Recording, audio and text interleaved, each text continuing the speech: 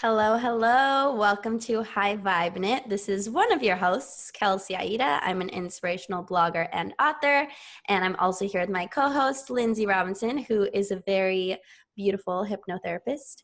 And as our very special guest today, we have Dr. Joe Vitale, who is, I would describe him as a jolly, cute, very insightful man who has lots of wisdom to share with us today. And you might know him from seeing him on the very famous documentary called The Secret, which a lot of people have been introduced to the concept of the law of attraction through this film and these books, which is really awesome.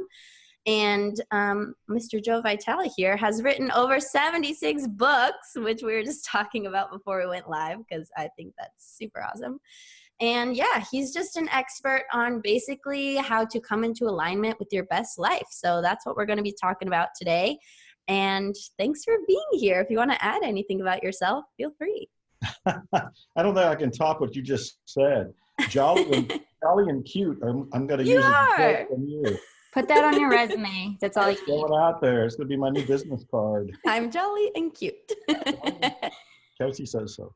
No, thank you. I'm honored to be here. Looking forward to whatever we talk about. I'm going to go with the flow. Yeah. So I want to get started. I've had the pleasure of meeting you before. You were on my summit 2017. Seems like forever ago, but it really wasn't. But during that time, I knew of you, didn't know much about you. So for those listening who know of you but don't know much about you, how did you get started? Your story is fascinating, and I think this could be a whole episode in itself, but give us what you can. Well, I think you both can leave now, because if I start talking about how I got started and got here, that's going to use up whatever time we have. The short answer is, I wasn't born rich or famous or anything. I was struggling just like everybody else up in Ohio. When I came to Texas for my fame and fortune and my search for gold, I ended up homeless. So in the late 1970s, I was homeless in Dallas, Texas. When I got off of being homeless, I ended up in poverty in Houston, Texas for almost 10 years. Now, during that time, I was working on myself. I was trying to be a writer. I was writing plays and articles, columns, and praying that somebody eventually would print something. I did have a play produced in 1979. Got no money for it. It was one of the highlights of my life, but before it, I was broken unknown, and after it, I was broken unknown. And my first book was 1984, and I learned a lot from it, because here I am, finally published. 1984, I have a book in print. And at the same time, it was a crushing insight to realize publishers don't market books. Publishers are not marketers. And if you want to get anywhere, you have to learn marketing on your own. That's when I started to discover marketing and apply it to myself. And I became an internet marketer before anything else. I was known as one of the first internet marketers. I was known as a pretty powerful copywriter. I was writing sales letters and websites as the internet started to come around. So I made a name for myself in Houston for doing that, and got some level of celebrity and notoriety from it. But things were to get even bigger, because I was invited, because of one of my books, to be in the movie The Secret. And when that came out in 2006, all of life changed for me, and basically for everybody that watched that movie, because it made me a self-help guru, a self-help author. And I've been riding that wave ever since. So today I've written 70 some books, as you pointed out. I'm a musician. I have 15 albums out. I've been in about a dozen more movies. I was just filmed the other day for another movie, this one called Beyond the Secret. I travel around the world speaking about the law of attraction and some other aspects of spirituality. I've gone to countries I didn't even know existed, and been wined and dined by the best of them. And the sky's not even the limit. Who knows where we're going next? So that's now you're here on our show. Here.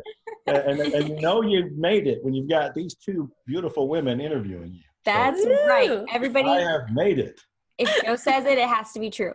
So, well, let's talk about how you got into this whole idea of the law of attraction and manifesting, because you had already written a book about it before they approached you for the movie, correct? That's why they approached me for the movie. I had written a book called The Attractor Factor. Yep. And The Attractor Factor is still a big seller, but Rhonda Byrne, who produced the movie, had read The Attractor Factor and called me up and said she was going to make a movie and she wanted me in it. And of course, at that period in my life, I answered the phone for one thing. And I did agree, but I also thought she was a little flaky. I hear from people all the time, even today, who say they're going to do things, but they never do them. But she did obviously pull it together. She did make a movie. She did include me. And it was because, as you point out, one of my books, The Attractor Factor. So what made you even get into manifesting? Where was that thought that was like, oh, this is a thing? Because I was broke. Which seems like the opposite, right? Because you know people that are kind of constantly living the cycle of why is stuff always happening to me, but they're living the law of attraction the complete opposite way they want to. So what made you kind of flip it around to where you could use it to your benefit? Really trying to understand the key, trying to understand what unlocks the power of manifestation. I was reading all of these books about people who had been homeless or broke or unknown, and they ended up becoming colossal successes. You know, read biographies of great authors, of great entrepreneurs, great business people, and you'll see that they all struggle. And I kept thinking, what is the secret? What am I doing wrong? I'm doing what they're doing, and here I am broke, homeless, in poverty, struggling, going through the dark night of the soul, and it looks like it's never going to end. And my big wake up was to realize that we're creating our reality, but not from what we're consciously thinking. We're creating it from what we are subconsciously believing. And that may or may not be news for people on this podcast, because for me, it was news. For me, I was reading about, do affirmations, do visualizations, think positive. It's the magic of believing. If you believe it, you'll see it. Read, Think, and Grow Rich. It's all going to happen. And I was doing all of that. And yet I was broke. It's like, what's missing? And this is what I've ended up calling the missing secret. And I created an audio program called The Missing Secret. And a lot of my work is around this concept of the missing secret. So the missing secret is this. You have to work on your subconscious/unconscious beliefs. Until you do, you will find it very difficult to manifest anything like I did. Or if you do manifest something, you'll find it very difficult to hold on to it. Yes. And this is why I tell people your beliefs have to be congruent. You can say one thing, but if you unconsciously believe something else, your unconscious is more powerful than your conscious. It will stop you. It will veto your belief. It will stop you from manifesting your intention. So for me, to answer your question, I had to look in the mirror and go, what am I doing wrong? Well, what I was doing wrong is what most people are doing wrong. And that's the idea of not looking deep enough. We just look at the conscious, but you got to look at the iceberg that's below the water, which is the subconscious mind. You use the iceberg analogy. You are speaking my language, Dr. Vitale. I know you understand. You absolutely are speaking my language. So yes, subconscious programming, subconscious beliefs, which may not always be ours. They might be from experiences or other people, or when we were forming, who we are as people, we take on a lot of other people's stuff that may or may not affect us today. So you realize this, you write the book. What are the steps between the epiphany and the realization and the practice of it, I guess? Wow, the steps between the realization and the practice of it are probably covered by years of confusion and years of stumbling around. Course correcting and all of that. Because in my case, there was no, at that point when I was learning the law of attraction, there was no internet. I didn't have things that we can take for granted today. Yeah. And there weren't wonderful people doing what you're doing and the work that you're doing in the world, and both of you with the show. That wasn't available to me. What was available to me was the public library. And that, of course, is where I lived when I was homeless in Dallas. And the books, and back then cassettes. So I was doing this very much on my own. And that is a long, slow way for personal change. And the reason it's a long, slow way is you it's like trying to play chess with yourself. You know your moves. Yeah. You can't outsmart yourself. You can make change by yourself. You can make change with a book. You can make change with a movie. You can make change with this very show. The right thing said at the right time can cause an awakening, a shift, an aha, and everything opens up. But for most of us, and certainly for me, that internal solitary work took a whole lot of time. I had to, as you mentioned, course correct. You try things, you find out they don't work. Or you find out there's levels here. You might change a belief, but find out underneath that there's a whole lot more beliefs. And I also like what you pointed out there is that these beliefs, this programming isn't from us. We downloaded it.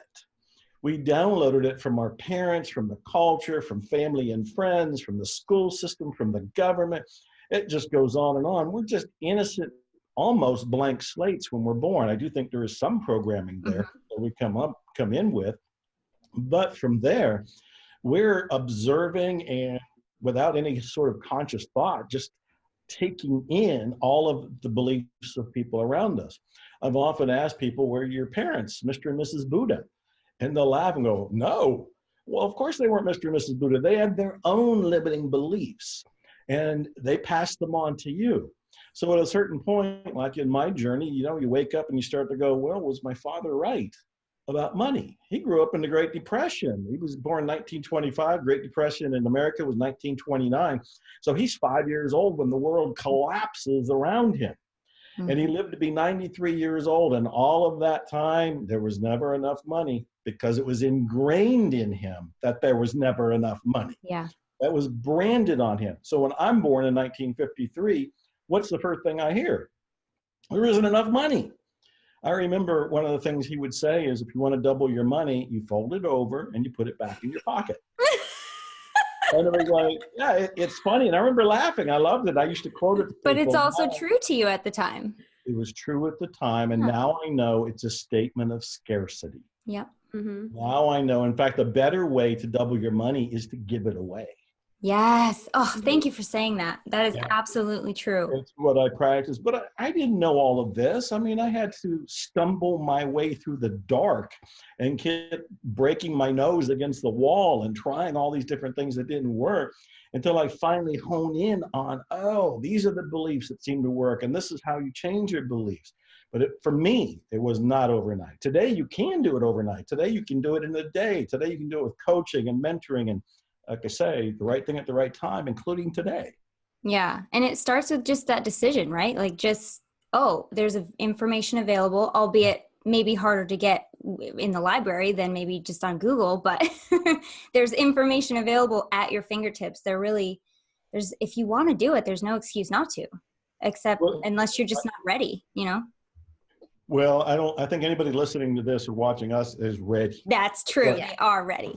Yeah, they've tuned in. And I do agree that it is an intention. I'm very much a believer in a decision. Once you've made a decision, heaven and earth starts to move to orchestrate people and pieces of a kind of a puzzle, a moving puzzle, to make your intention come true.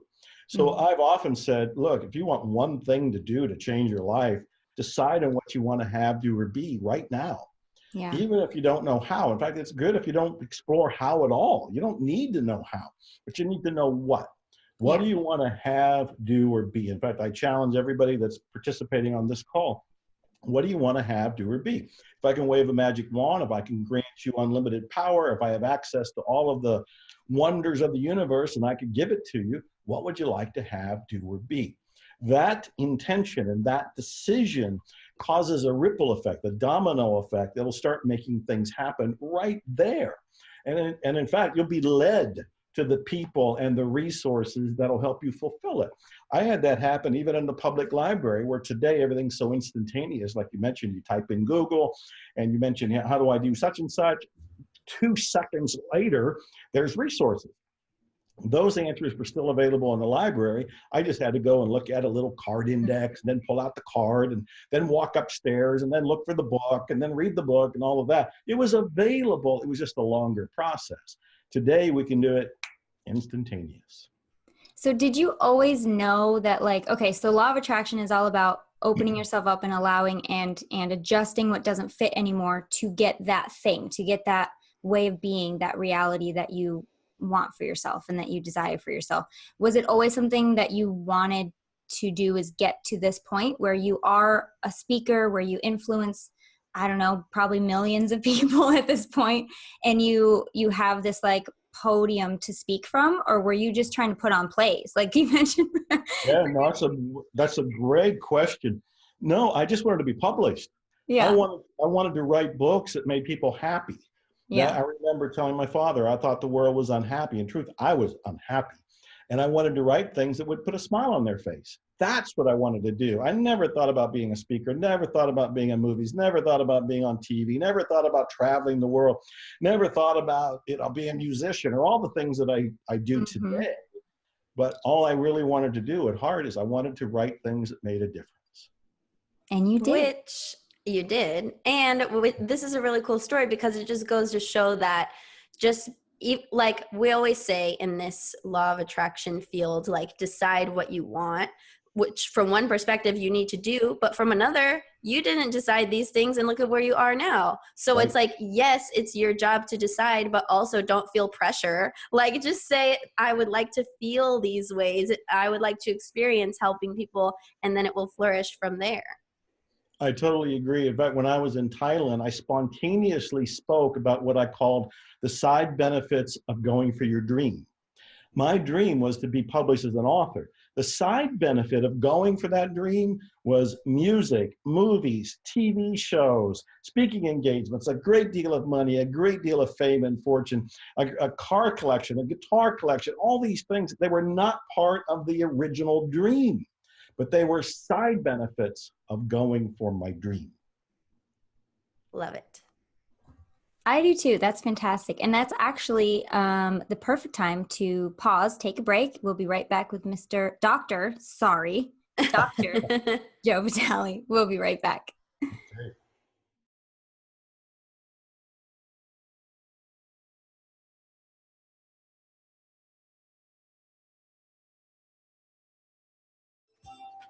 Welcome back, everyone. We are here with Dr. Joe Vitale, and we were just talking about how he got started in manifestation, law of attraction, getting a spot on The Secret Movie, not The Secret Movie, and really his journey from being homeless to all the collections he has. Apparently a lot of collections, guitars and cars and books. Can't forget the books. That's right. We were talking during the break about all the different ways you've expanded your expertise and expanded your mind. I assume that you are a person who loves to learn new things. So run through that list again. What are the things that you are trained in? I know we had, you said Reiki, EFT. I'll let you take it from here. Okay. Yeah. Well, first of all, I am absolutely fascinated by life, and I have a deep curiosity about many things. And so I'm on a lifelong quest to learn. I love discovering. I love being excited about new modalities. And so there's everything, hypnosis. I've been involved in hypnosis since the late 1960s. My company is even called Hypnotic Marketing. I've written books like Hypnotic Writing and Hypnotic Selling and Hypnotic Speaking and Hypnotic whatever. Long list of things. I love hypnosis. And NLP, I go back to the early days of neuro-linguistic programming. Reiki, I love that because it's energy work, and I love the internal martial arts. Qigong was another one that I've become certified in. Studied quite a bit of that, as well as some of the sister martial arts like Aikido. EFT, I learned it when it was TFT, when Roger Callahan invented thought field therapy. And I went to him for some help at that point. And of course, it's evolved into EFT. HOHOHO is something that I've become somewhat famous for because I've written 2 books, Zero Limits and At Zero, which explain this Hawaiian healing modality. And this one alone has caused people to have miracles and phenomenal shifts that are hard to describe. But Ho'oponopono is something I've been teaching for a very long time and practicing for a decade and a half at this point. And I'm probably forgetting a few things, but that's more than enough. I want to talk about the last one you said. The one she's too afraid to pronounce. I'm afraid to say it because I've only ever seen it written down. I've never tried to say it. I just say hopo, hopo, hopo. But that's good. Hopo, hopo. Write a book called Hopo Hopo next. That's the next one. But what is that for those people that don't know, and how does it help you, I guess? What are the basics? Yeah, this is one where I have to take a breath because I really want people to absorb just how powerful this is. Almost 20 years ago, I had heard this amazing story about a therapist who helped heal an entire ward of mentally ill criminals without actually working with any of them directly, but working on himself. And he used some sort of Hawaiian method to heal in him what he was perceiving as problems outside of him. Now, if that sounds confusing, well, imagine where I was. That was totally confusing, and I didn't even believe it at first. But I did the journalistic work. I went looking for that therapist. I did find him. His name is Dr. E. Haleakala Hulen. And I talked to Hulen on the phone, then we ended up doing workshops, and then I got him to allow me to write the book, which brought this to the world. So his story about healing those mentally ill criminals using this odd technique is the core of the book, Zero Limits. Now, the odd technique is called HOHOHO. You can call it the HOHO method if you like, but it's an inside-out approach to change. And this is so mind-boggling. You have to understand that in Ho'oponopono, you take 100% responsibility for everything that goes on in your life. Now, I know everybody's heard that before, including me. But in this case, 100% responsibility means if somebody has said something, somebody has done something, somebody else in any way, shape, or form seems to have offended you or hurt you, you take responsibility for what they did too. Now, most people draw a line in the sand and they say, well, I'm responsible for what I do and say, but I'm not responsible for what you do and say. In Ho'oponopono, you're responsible for all of it. If it is in your world of experience, you are in part responsible for it. So if you look at Dr. Hulen in that hospital for the mentally insane, he had to look at those criminals and say, some part of himself is being projected into objective reality in the form of these mentally ill criminals. Instead of trying to heal the image or the illusion or what he saw on the outside of him, he had to change what was on the inside of him. And how he changed the inside of him is with Ho'oponopono. So Ho'oponopono is an inside job. So what are you doing? In the very basic essence of it, he is saying 4 phrases, and he's saying those 4 phrases to what I'll call the divine. Some people would call it God. Some people would call it nature. Some people would call it the universe. I sometimes call it the great something. One of my music albums is called The Great Something as a nod to that mystery. I like that. So it's like a prayer. Thank you. It is very much a kind of prayer, a kind of petition, a kind of mantra. And the 4 phrases, I'll tell people what they are right now. I love you. I'm sorry. Please forgive me. Thank you. I love you. I'm sorry. Please forgive me. Thank you. I love you. I'm sorry. Please forgive me. Thank you. In that order. It does not. That's a great point. It does not need to be in that order. That ends up being a common question. They'll go, what does it have to be in that order? No, that's the order I happen to have said them, and I may say it more often than not that way. But however it feels comfortable to people, it is, I'm sorry, please forgive me, thank you, I love you, in whatever order. Mm-hmm. But it's an inside thing. You're not saying it to another person. You never say it to another person. You are feeling it inside yourself. You are saying it to your connection to the great something. And yes, you can think of it as a kind of a prayer. But basically, you are asking the great something to cleanse, clear, and resolve your perception of the problem. So in Dr. Hulen's case, he's looking at these patients who had to be shackled and sedated. They were dangerous. And in himself, he's saying, I love you, I'm sorry, please forgive me, thank you, over and over and over again. And he's asking the great something to correct his perceptions of these people. As that slowly begins to happen, those people start to get better. And this is where the story becomes a miracle, because within 4 years, that entire ward was closed and all of the patients were pronounced whole and healthy and released. And I interviewed not only Dr. Hulen, but I found the social workers and the nurses that had worked there at that time to substantiate all of this and put it in the book, Zero Limits. So what does this mean for all of us? I mean, we're not dealing with mentally ill criminals, but we got problems in our lives, and it may be our kids, it may be our spouses, it may be our coworkers, it may be our employees, it could be the neighbors, it could be, the government, whatever we think is the outside problem. Our perception of it is what actually needs to be cleared up. Ho'oponopono is a way to clear our perceptions so that those problems disappear.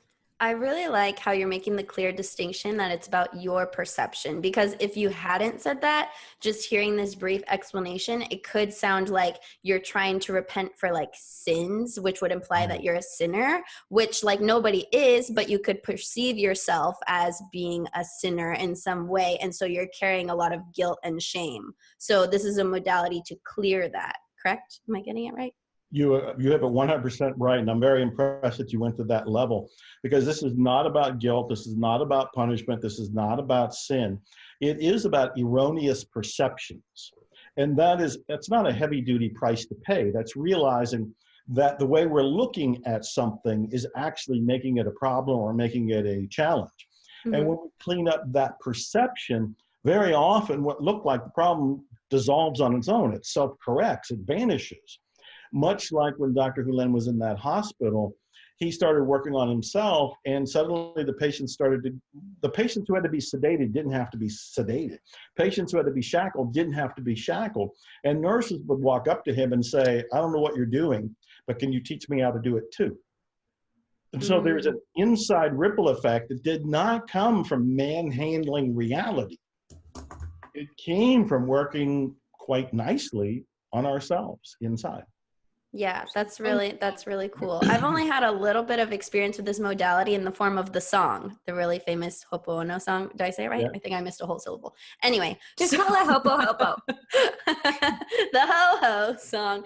But every time I listen to that song, I cry every single time. And it's tears of alchemy. Like I feel like I'm clearing that maybe heaviness or burden, or I'm forgiving the situation, or I'm forgiving myself. And I always feel better after I listen to it. Which song are you referring to? Because everybody and his brother has made a whole Ho'oponopono song, including. Oh, interesting. I mean, it's just one that I found on Spotify. I don't know exactly the artist. I can try and find it while we're talking. But the order that it goes in, because I can think of it in my head, they say, I'm sorry, please forgive me, thank you, I love you. That's the order of the song. And people sing it in all different languages in this song, which is kind of cool. I don't think I'm familiar with this particular song. I'll have to find it for you guys. If you can find it on a break or something and let us all know, that would be great. Yes, I will. Yeah. So that's really cool. I know that I've heard of this method a lot. And when I saw that you had studied it as well, I was like, maybe I should look into it more, because it sounds as good as it is. You know, it's one of those really deeply healing things that all you need to do is look inward, which really is the name of the game with everything, right? It absolutely is. Yeah. You know, Dr. Hulen has this wonderful statement. He says, it's a question. Have you ever noticed that whenever you have a problem, you are there? And we all chuckle, but then you have to realize, wait a minute, I'm part of that. Yeah. I'm part of what I'm calling the problem. And what Ho'oponopono is doing is just holding up the mirror and asking you to look in it. And then with this, you know, there's a lot more to it, but the basic 4 phrases, you can clear up what you're seeing, which changes you and changes your reality. Yes. The reality is actually being projected from inside of you. So you're going to the source of the projection, cleaning that up. And as you clean that up, what was being projected is no longer being projected. So the problem that looked like it was out here is now gone. Yeah, a lot of people are trying to do it from the outside in, which we all have found out the hard way just doesn't work, because that's not the source of things. It starts within you. So when you make those internal shifts, that's when you can see an external reflection that maybe you like a little bit better, or is more comfortable, or is more less heavy, more bright. I don't know the words that we can use to describe it, but I love how you explained it that way. Mm-hmm. I've often said that trying to change the outside is like trying to shave the mirror that you're looking in, or trying to put the makeup on the mirror rather than on yourself. So it's like, that's an awesome mirror, analogy. for God's sake, it's a mirror. And that's actually a great lesson for all of us, is just, if you want to know what you believe, if you want to know what your current mental programming is, look at your reality right now. Look around, because all of the outer manifestation is actually being projected and then created. It's molded into 3D reality based on the beliefs that are inside you to begin with. Yeah. And if all you have is control over your perception, your thoughts, what you choose to believe, why not use that power for the best that you can. Right now, you're using it anyway. You're doing it all already. So you might as well. This actually goes back to one of your earlier questions, like how did I discover this? Mm-hmm. When I started to discover that I was the one creating my reality, then you become far more interested in how you're doing it. So if people are watching right now, they're listening to this podcast and they're starting to play with the idea that, did I create everything around me? Did I create the struggle with money? Did I create the struggle with health? Did I create the struggle with a relationship? And they start to entertain the idea that maybe they did. That's the opportunity to open up all the doors to the inner world and to start finding out, what is it that I believe? And if those beliefs are creating something that you really don't care for, it's an opportunity to go, what would I prefer to believe differently? Yeah. And it's important to emphasize again that, like, when people say, how am I creating my reality, one that I don't like, there's often this like connotation that it's your fault, that you're in a terrible position, where instead of looking at it like it's your fault, maybe just look at it like, okay, well, I didn't know this yesterday. Today I know it. So now I can go from a position of power and really take back my control. That's a brilliant insight. We do not want to beat ourselves up. We didn't know. We don't know. We make decisions in this moment based on what we know in this moment. After the decision, new information becomes available. But it only becomes available because we made a decision based on what we had at hand. Yeah. So we can't go back and say, oh, if I only had known this information when I made the decision. It wasn't available then. Yeah. And so we have to be easy with ourselves. And that, I think that's one of the great lessons and takeaways that I would like people to get, because it's so easy to be hard on ourselves. It's so easy to beat ourselves up. It's so easy to go into, I'm stupid, or I'm bad, or I need to be punished, or I'm guilty, or in some way, shape, or form, just feeling less than. And it's just feeding the cycle that's keeping you from being to the next level. That's exactly self-shame. Right. We have to practice self-love. And I don't mean an ego thing. I mean a self-appreciation. Mm-hmm. I mean a acknowledgement of who we are and what we're doing and what we're going through. Yeah. We need to love ourselves, be kind to ourselves as well as each other. Yes. I love that. We are all about that. I actually just created one of my newest online courses is called Radical Self-Love, because I found that this is really one of the keys to living your best life, because when you love yourself, you raise your vibration so high, you can become a match to all the things that you're wanting in the first place, which won't even matter so much at that point, because you'll be full from the inside out, like how we're talking about working on the inside first. And I know in my personal journey, like self-love was kind of the missing piece, because the reason why I wanted to become this ultimate creator and manifest all these things was because I wasn't giving myself a lot of the love that I thought was going to come in the form of outside things. I didn't know how to, and I didn't even realize that I wasn't until recently. And then I was like, oh, I can just fill myself up from the inside first, and it's so much more effective. And it is. And people want to be around those kind of people. They don't want to be around downer people. They want to be around people who are already appreciating life and themselves. But like you, I had to learn it too, because having been homeless and then in poverty, my self-esteem was nowhere to be found. And it was very difficult to find any love for myself, let alone likeness for myself. I remember having to look in the mirror and force myself to find things I liked, as a way to begin to build up a little bit of self-esteem, because the self-esteem was really in the toilet. It was very virtually gone. And I had to look at things like, okay, I am wanting to be a writer. And I wasn't broke because I was in alcohol or drugs or anything that was, self-damaging. I had big dreams, and I would look at, well, that's noteworthy. That's a worthy goal. You can like yourself. You can even love yourself because you want to make a difference in the world. And while my struggle was slow and hard, I was actually being persistent.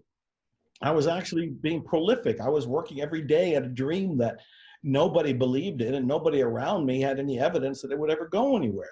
But by looking at them in the mirror, I began to build up and, kind of fill up the self-esteem fountain, if you will, knowing that the more I can fill that up and just appreciate myself and what I was doing because I was working for something good, the easier it would be to keep moving forward.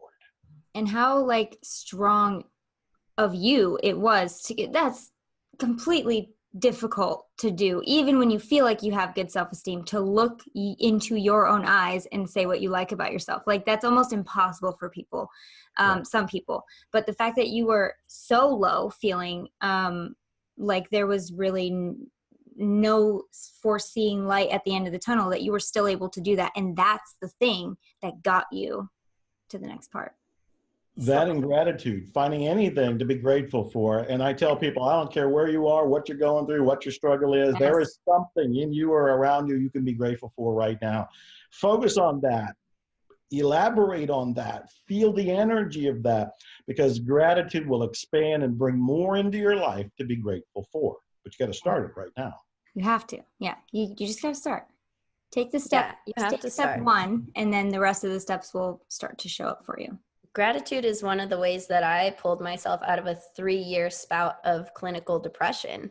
When I decided that I wanted to feel better, and I was sick and tired of essentially being sick and tired, and my options were either, okay, you're going to spiral and become like more and more suicidal, or you can choose a different path and find a way to actually enjoy your life. Then one of my friends came into my life and was talking about her gratitude journal, and I was like, this sounds so stupid, but I'm willing to try it because I'm desperate. So I did, and 3 weeks later I was feeling better than I felt even before I had the depression. Yeah. So it just goes to show how quickly it can work. And like, as soon as I started doing that gratitude practice, that's when all this information started coming to me about self-empowerment and spirituality and positive psychology and all these things. So it works, people. It works. Great story. That's very inspiring. Yeah, she's got an amazing life, life story, life journey. But we are going to take another break, and when we come back, we're going to talk to Joe more about. Do you like Joe or Dr. Joe? What should I call you? Everyone, Joe. We're going to talk to JoJo here about the missing key that they left out of The Secret, and what you guys can do to start implementing more miracles into your life. We will be right back.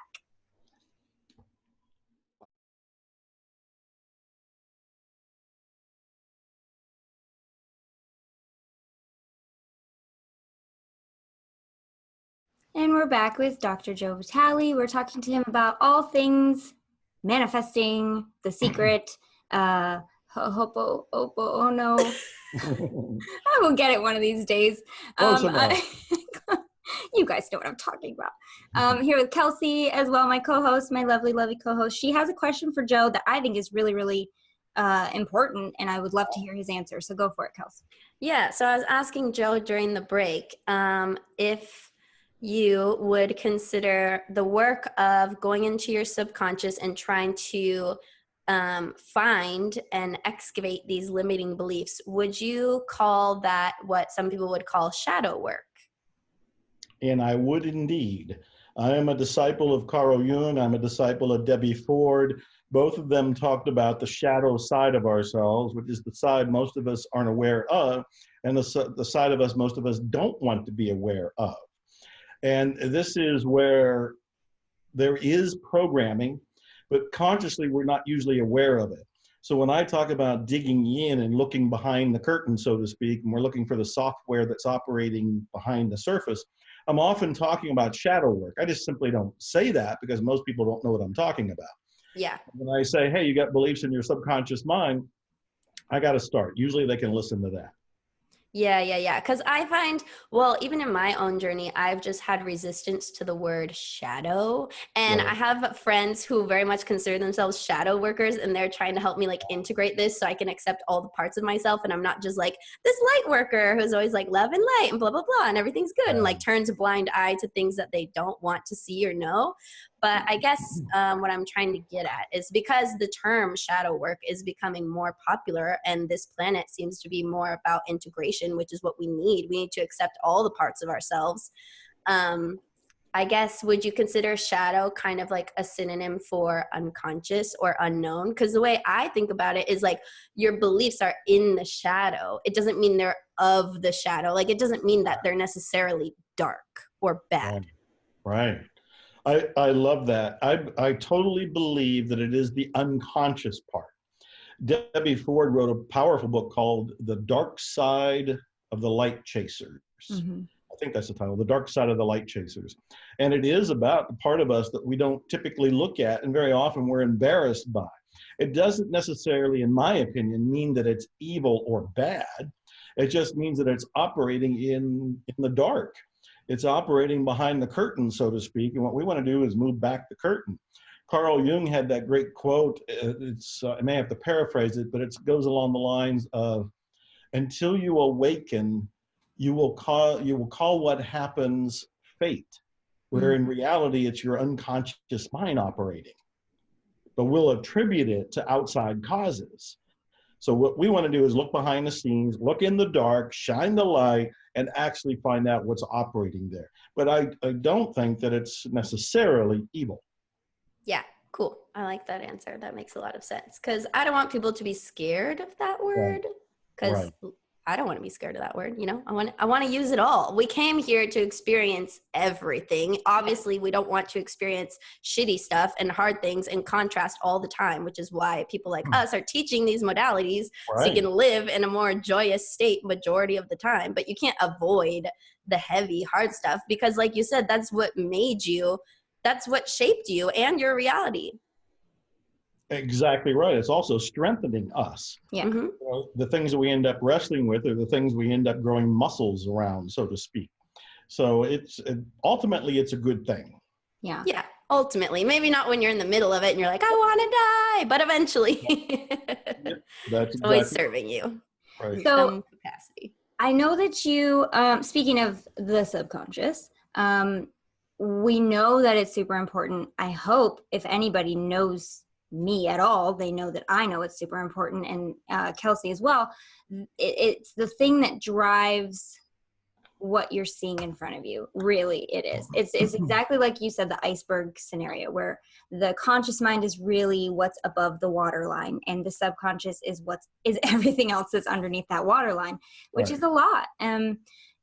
So I guess, how would you advise somebody who's like, Dr. Joe, I just don't know where to start. I feel like I can't get my limiting beliefs on board with what I want to do and where I want to go. What's the first thing you would tell them? Is there a certain modality or technique you would tell them to try, or where would you go?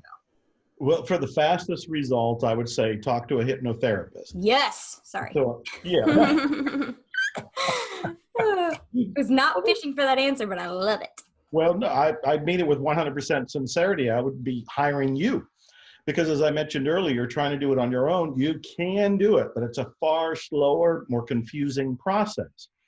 So the very first thing is hire a hypnotherapist. Deal with somebody who knows what they're doing when they're working with the subconscious mind. Trust them to help you hold your hand and walk you through that. That would be the very first thing. The very second thing I would do is journaling.